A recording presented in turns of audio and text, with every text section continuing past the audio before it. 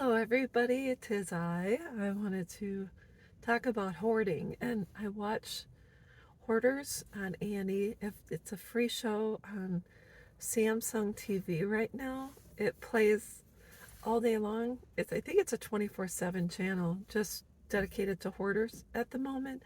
I'm not sure. You'd have to check, but I want to talk about the fact that I say "oh" every time I watch it.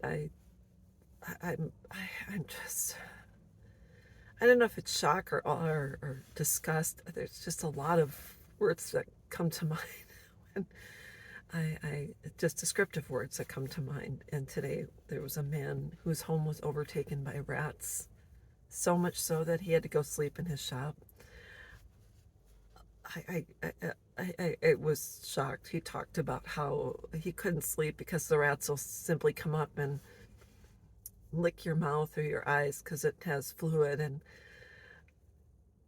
I just couldn't believe it. And so the house literally is crawling with rats, and they had to take out tubs and tubs of rats. It was one of those things. So I thought I'm just kind of shocked by it all. But another kind of hoarding I don't think we think about is internal hoarding, and not in a positive manner. I'm talking about negative hoarding, and I'm just referring to things like hate, disdain, disdain, anger, unforgiveness, um, having jealousy towards someone else.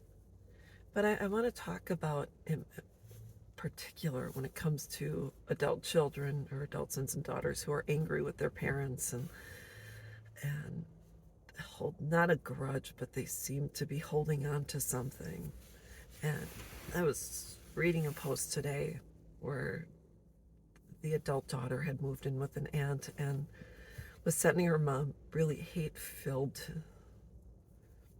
messages, emails, etc. And sometimes they also get received via text or Facebook, etc.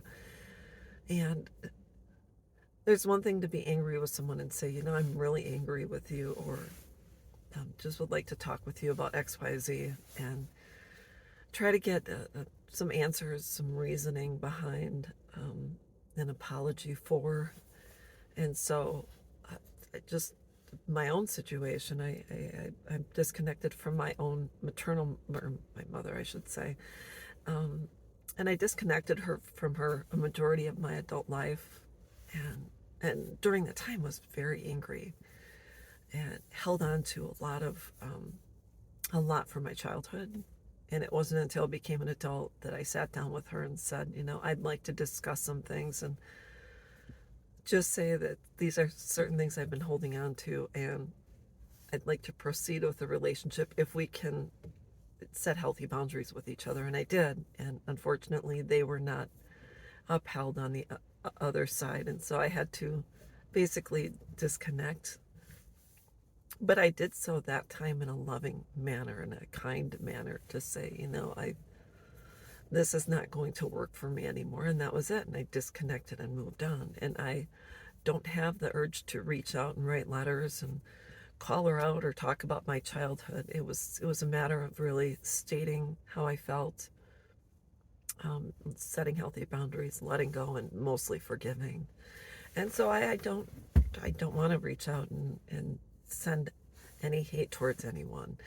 And I think it takes a lot if you are a son or daughter who is disgruntled with a parent, if you can possibly think of having a conversation with your parent to let them know how you feel, if you can do so in a calm and concise manner. And sometimes you cry and sometimes you just have to let it out.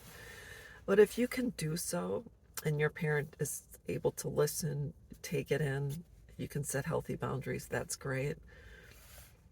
But I think when you're just spewing venom and hate at somebody else and that's all you're spewing, I think that's the amount of hoarding that causes you to hold on to that, causes your whole insides to look like a hoarded house, your home, your internal, your heart is being hoarded with in a very nasty and hostile way.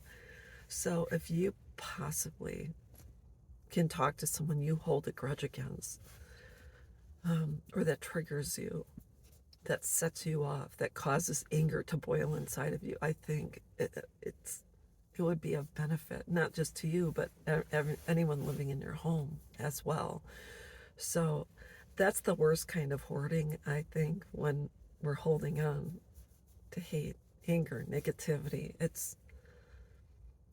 We can only do so much with it before it manifests itself in external ways. It could be heart condition, could be overeating. We all deal with it. I remember reading a thought from Richard Simmons. He said a grudge leads to fudge.